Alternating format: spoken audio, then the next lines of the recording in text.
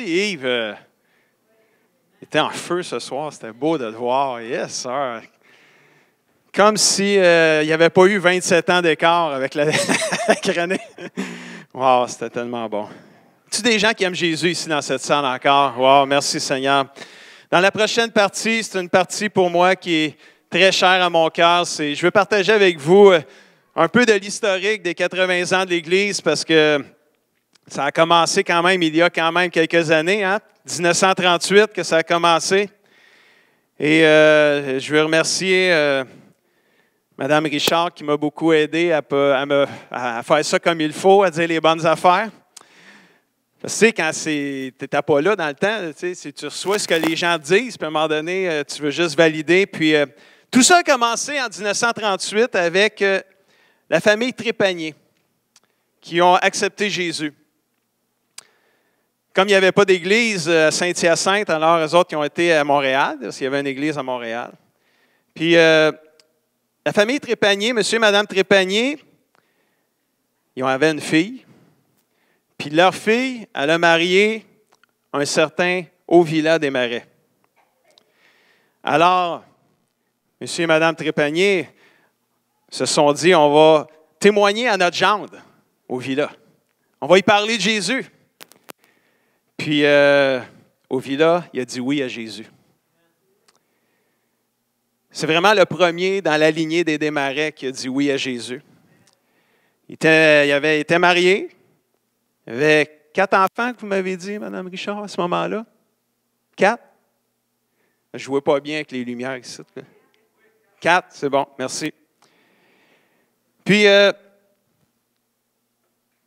Ovila, il a communiqué, lui, sa foi à son frère Gérard, qui, lui, il n'était pas marié. Lui, il vivait chez ses parents encore.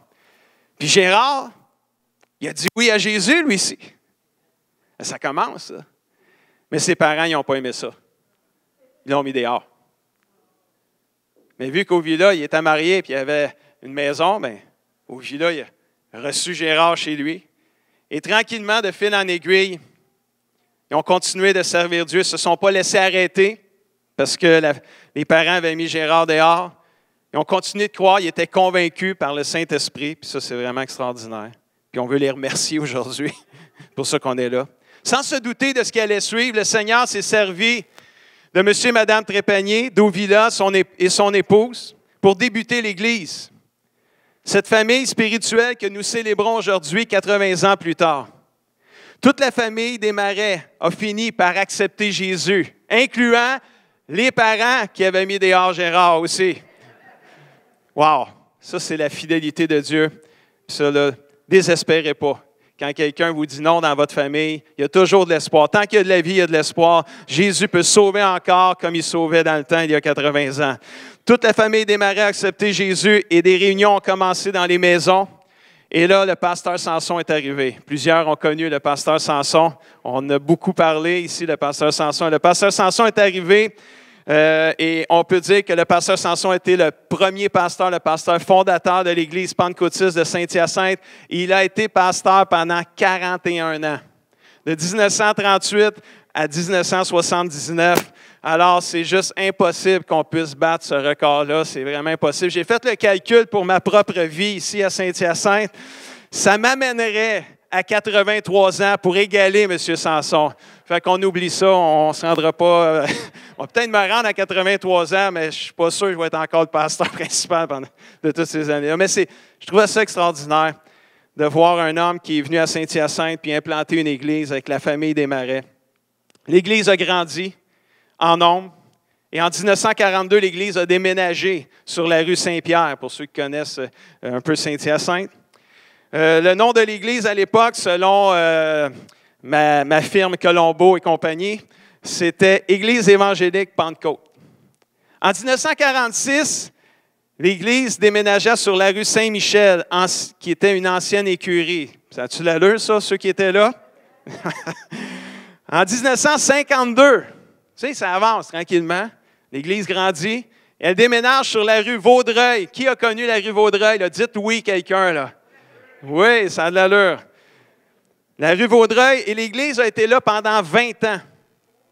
et je n'ai pas de photo. Si jamais quelqu'un a une photo de l'église de la rue Vaudreuil, vous viendrez me la donner à quelque part, vous me l'enverrez par Messenger ou par Internet, ce serait le fun de l'avoir. En 1972, elle déménageait à l'église sur la rue Giroir, et ceux qui ont eu le dépliant cet après-midi, ce soir, ça, je vais y arriver. Vous avez la petite église rouge sur le dépliant, et aujourd'hui, c'est un restaurant qui s'appelle Le Parvis. Mais en 1972, l'église déménageait sur la rue Giroir, et c'est là que moi, ma famille, a donné leur vie au Seigneur quand on était à l'église rouge sur la rue Giroir. C'est là que moi, j'ai fait mes premières rencontres avec l'église, alors j'avais seulement 7 ans. En 1981, le Seigneur agissait, sauvait des familles, sauvait des vies. On était trop petits, alors on a décidé de louer la grande salle de l'ITA, ceux qui vont à l'Institut de l'ITA, agricole. Et pendant qu'on était à l'ITA, on construisait ici, le bâtiment ici, qu'on est aujourd'hui. Et c'est en septembre 1981 que l'Église ici a eu sa première réunion. C'était tout bâti. C'était sa première réunion ici en septembre 81. Et là, j'ai un moment de nostalgie qui vient de m'arriver tout d'un coup, là, parce que le 20 septembre 1981, faisait juste 20 jours qu'on était dans le nouveau local. Puis à peu près ici, là, à l'hôtel ici, là, j'ai commencé à prier. Puis j'ai été baptisé du Saint-Esprit cette soirée-là. C'est un moment inoubliable au tout début du bâtiment ici. Et ça, c'est l'Église grandissait, l'Église grandissait. Malheureusement, dans notre histoire aussi, il y a eu des hauts, mais il y a eu des bas aussi. Et en 1983, il y a eu une division importante, une division majeure dans l'Église. Et ça l'a emmené le début du temple de l'Évangile vers la fin 1983.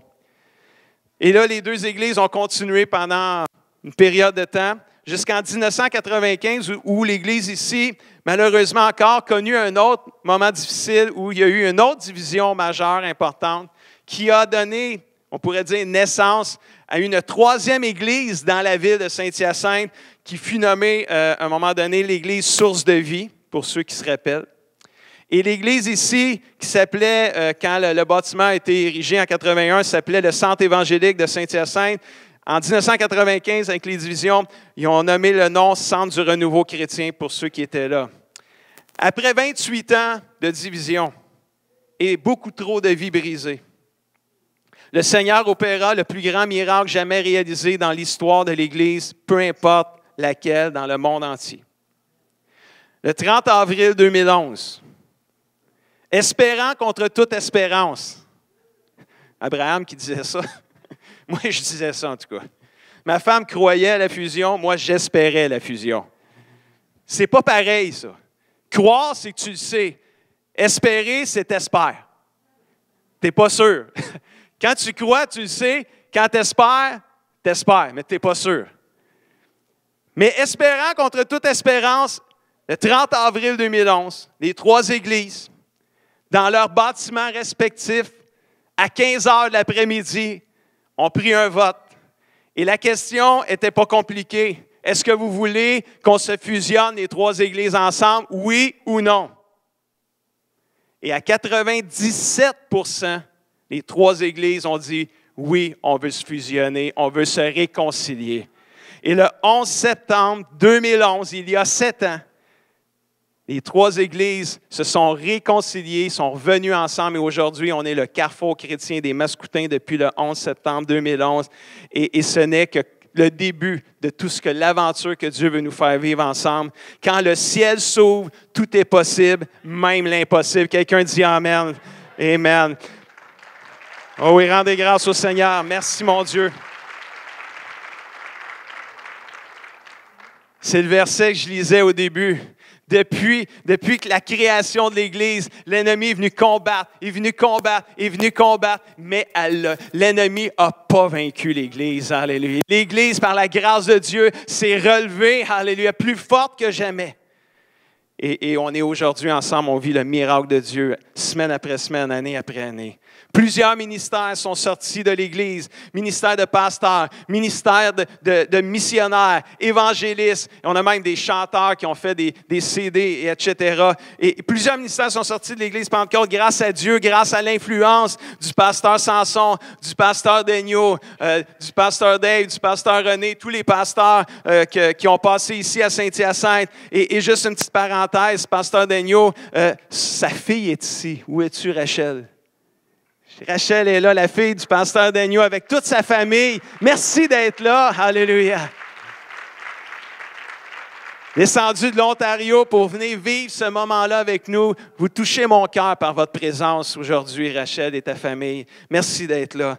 Amen. Et vous avez dans votre feuillet toute la liste des noms des personnes qui, à quelque part, à un moment donné dans leur vie, sont nés de nouveau ici à Saint-Hyacinthe et ont œuvré dans le ministère. Et il y en a qui œuvrent encore dans le ministère. La liste est longue, c'est vraiment incroyable. Et je crois qu'il y en a d'autres qui vont se rajouter à cette liste dans les prochaines années. Alléluia, parce que Dieu n'a pas fini d'agir parmi nous. Alléluia. Et dans la prochaine partie, j'aimerais, je vais descendre en bas ici, là, puis je vais inviter Stéphane aussi à venir commencer à mettre un line-up de chaises ici en avant. J'aimerais rendre hommage à nos pionniers de la foi. J'ai beaucoup aimé Pasteur René hier qui, lui, a décidé de faire ses 40 premières années de vie chrétienne, parce que ça fait 40 ans qu'il est sauvé. Puis moi, je trouvais ça le fun parce qu'aujourd'hui, on va parler des 40 premières années. Lui, il a parlé des 40 dernières. Moi, je vais parler des 40 premières. Ce soir, je vais commencer avec 2 personnes. Je ne les nommerai pas toutes un par un, mais il y en a, je veux prendre le temps de nommer un par un, comme ça. Hey, c'est mes gars. Ah, là. Wow! Ben, pas Stéphane, là, mais c'est ceux-là. Et merde, c'est bon, ça. Moi, là, ce que j'aime de 80 ans d'histoire, c'est la fidélité de nos premiers. Puis la Bible a dit que quand tu obéis à Dieu, Dieu bénit les générations qui suivent. Et on est une église qui a beaucoup de générations qui suivent et qui servent le Seigneur. Et si vous ne le saviez pas, tous ceux dans la fin de semaine qui ont conduit la louange, qui vont faire des spéciaux, tantôt on va voir Alain et Lynn, ceux qui ont conduit les louanges hier, ceux qui vont conduire les louanges demain, ceux qui vont chanter demain, c'est des gens... Hey David, allô, content de te voir. J'avais une lumière ici, le spot m'aveuglait, mais là ici, la lumière, je suis revenu à la vue. Je vois les gens, wow. Puis là, c'est quoi je voulais dire avec tout ça, là? Je voulais dire que tous ceux qui vont chanter, c'est des gens, c'est pas des gens de première génération de chrétiens, c'est des gens de 2e, 3e, 4e, puis je me suis trompé hier. Parce qu'hier, j'ai dit que Philippe, c'était la 4e génération, son arrière-grand-père, c'était Ovila. Mais c'est qu'au Villa, c'est ses beaux-parents qui l'ont emmené au Seigneur. Fait que Philippe, c'était l'arrière-petit-fils des Trépaniers qui ont accepté Jésus. C'était la 5e génération qui conduisait la louange hier. Capoté. Capoté. Quand tu penses à ça, c'est fou, là, comment que c'est bon. C'est bon. Je veux honorer des personnes ce soir. Je vais commencer avec 2 personnes spéciales que j'aime beaucoup, beaucoup, beaucoup.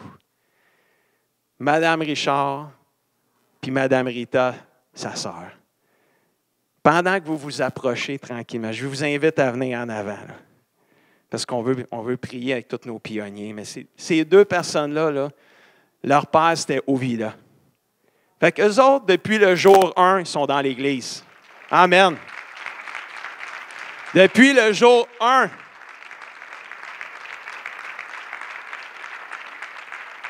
Ah oui, c'est trop beau ça. 80 ans de persévérance. Vous touchez mon cœur, vous aussi.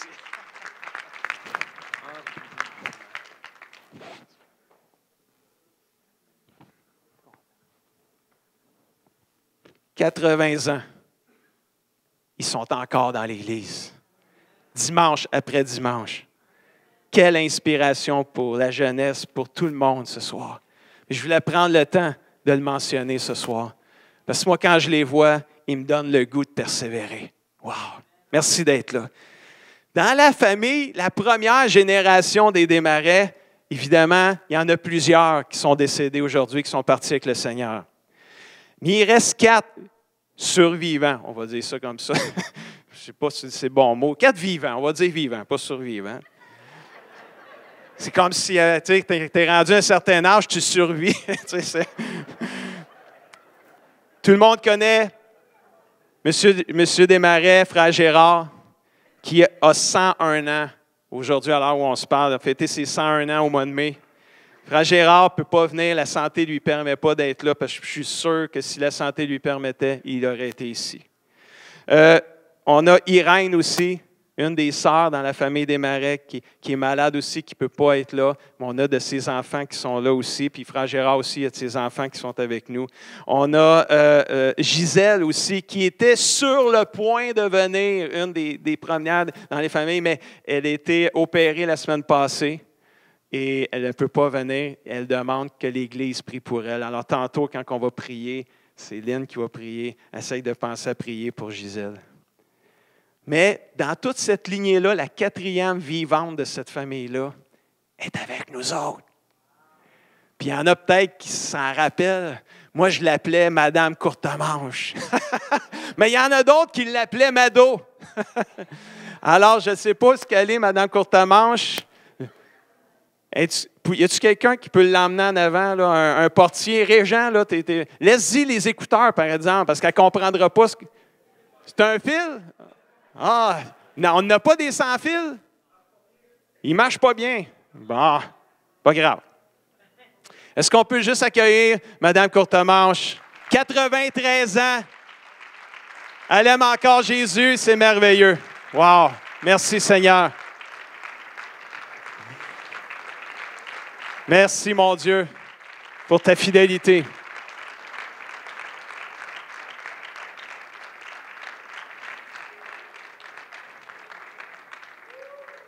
Moi, j'ai des beaux souvenirs aussi de Mme Courtemanche, quand elle jouait du xylophone sur le stage. Est-ce qu'il y en a qui se rappellent de ça? Mais je me rappelle aussi, quand l'Esprit saisissait cette dame-là, ça priait, mon ami, je peux vous dire ça, puis ça prophétisait. C'était merveilleux.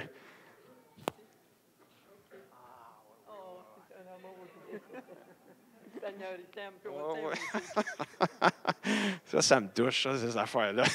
Faites-moi pas pleurer, là. Amen.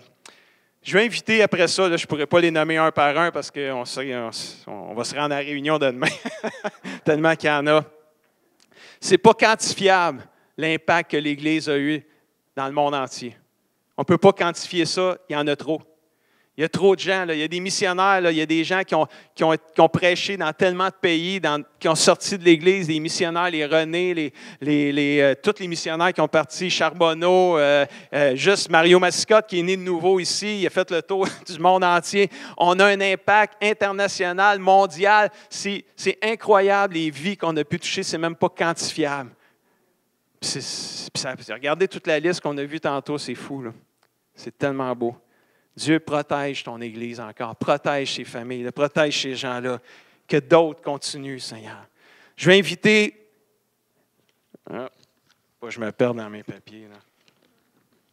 Là, je vais nommer la première lignée des Desmarais. Puis tous ceux qui ont 40 ans de vie chrétienne et plus, dans les enfants de cette famille-là, là. Si vous êtes un petit-enfant, vous avez 40 ans et plus de vie chrétienne, come on down. Venez en avant avec nous autres. Les plus vieux, laissez-leur les chaises. Les plus jeunes, vous pouvez vous mettre en arrière. Je veux inviter, là, je vais nommer tous les noms. Je sais que dans la lignée des Desmarais, ils n'ont pas tous eu des enfants, mais je les nomme tous pareil. Alors, tous ceux ici dans cette salle, vous avez 40 ans et plus de vie chrétienne. Vous êtes les enfants de, puis je les nomme dans l'ordre qu'on me les a donnés, Annette, Ovila, Berthe, ma tante Berthe, Ernest, si vous êtes là, levez-vous puis venez-vous en avant tout de suite. Thérèse, Flore, famille Provencher. Puis vos maris aussi, ils viennent aussi, vos femmes, vos maris, tout le monde. Là, tout le monde venez en avant. Pendant que je vous nomme, là, vous savez qui vous êtes. Anita, Yvette, Mado, Irène et Gisèle. Toutes ces familles-là, il y en a qui sont là. Jean-Pierre. Gérard aussi, la famille à Gérard, je suis en train d'oublier Gérard. Denise, je les ai ici, là, j'en saute. Là. La famille de Denise, la famille Verrette.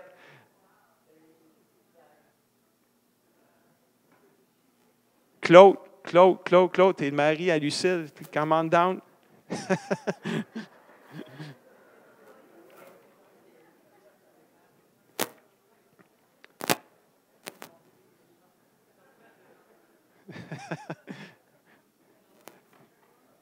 Vous avez le droit de vous asseoir aussi sur les gens. Wow! Il y en a d'autres qui vont arriver, anyway. Ça, là, c'est vraiment là, la famille pionnière de notre Église. La toute première famille, puis il en manque, là, parce qu'il y en a beaucoup plus que ça. Là. Mais on peut-tu juste dire, avec un applaudissement, dire merci Seigneur pour cette famille.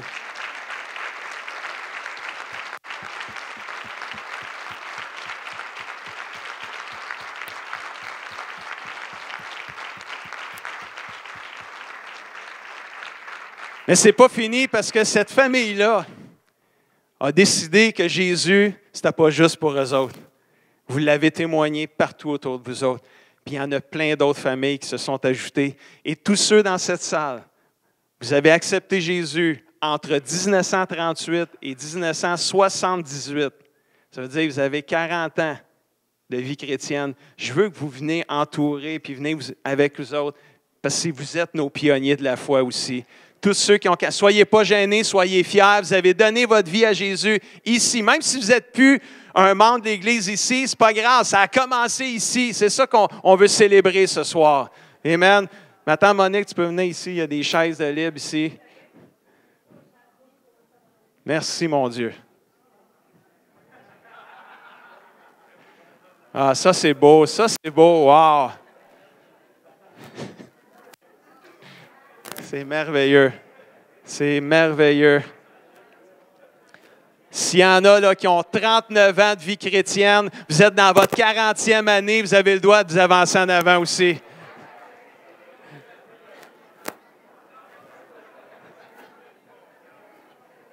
Ah, c'est merveilleux, ça.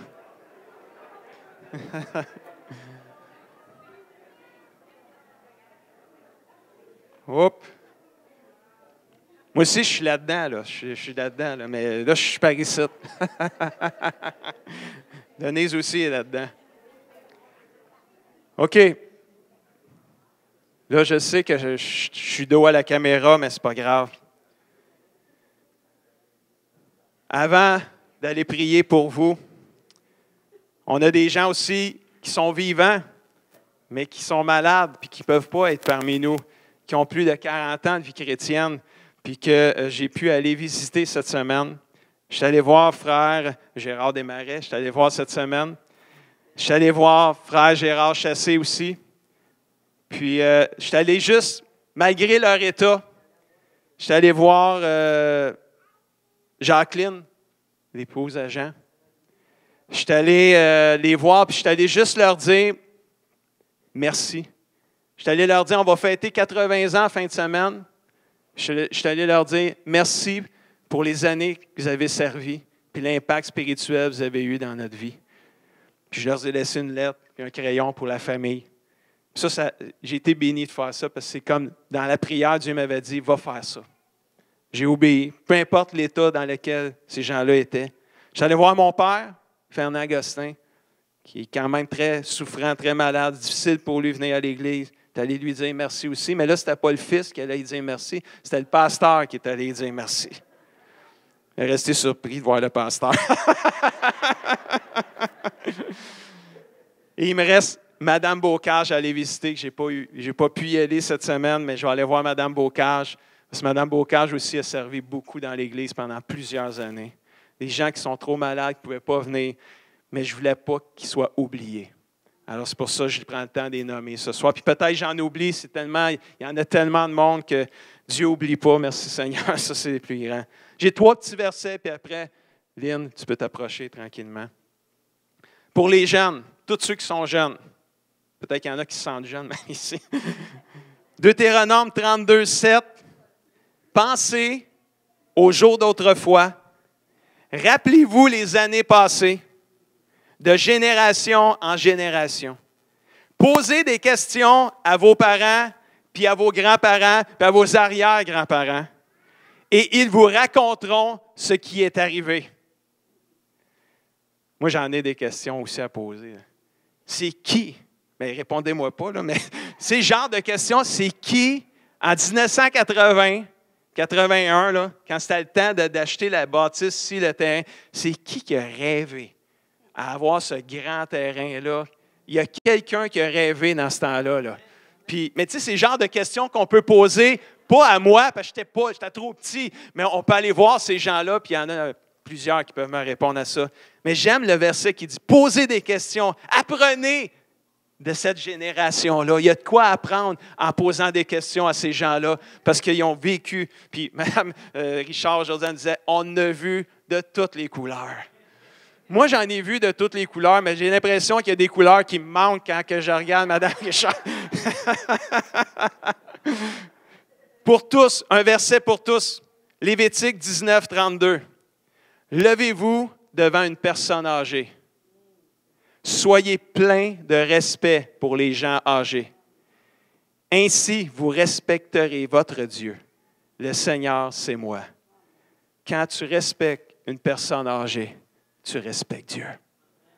Quand tu déshonores une personne âgée, tu déshonores Dieu. Moi, là, c'est pour ça que je les aime, ces gens-là.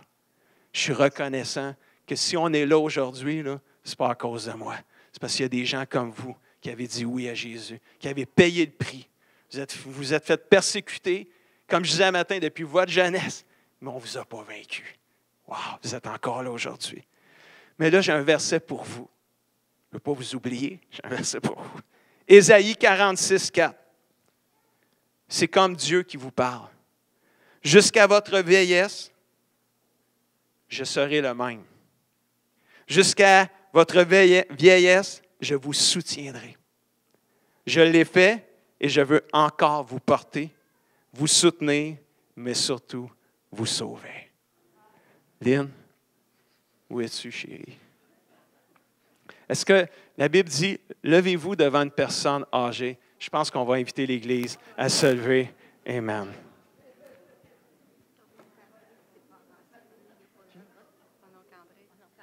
OK. OK. Il y a mon oncle André aussi qui a oublié de s'avancer. Comment down, mon oncle André, là? Si je dis mon oncle, ma tante, là, c'est vraiment mes vrais mon oncle et mes vrais ma tante. Amen. Lynn, veux-tu prier avec nos gens? Amen. Alléluia. Je sais que vous avez vu la puissance de Dieu, puis la gloire de Dieu dans votre jeune temps. Et je veux lire ce passage parce que moi, ce passage, j'aime ce passage. C'est dans Joël chapitre 3, versets 1 et 2. Ça dit, « Après cela, moi, je répandrai mon esprit sur tout le monde, ou sur toute chair, sur tout le monde. » Alléluia. « Vos fils et vos filles prophétiseront, vos vieillards par des songes. » Alléluia. Vos jeunes gens, par des visions, recevront des révélations. Et même sur les serviteurs et les servantes. Ah, ça, j'aime ça. Sur les hommes et sur les femmes. Alléluia. Dieu va répandre son esprit. Oh, gloire à Dieu. Moi, je répandrai mon esprit en ces jours-là. Je le sais que vous l'avez vu. Et on le voit encore aujourd'hui. Mais on veut le voir encore plus. Et ce soir, plutôt, je veux prier pour vous.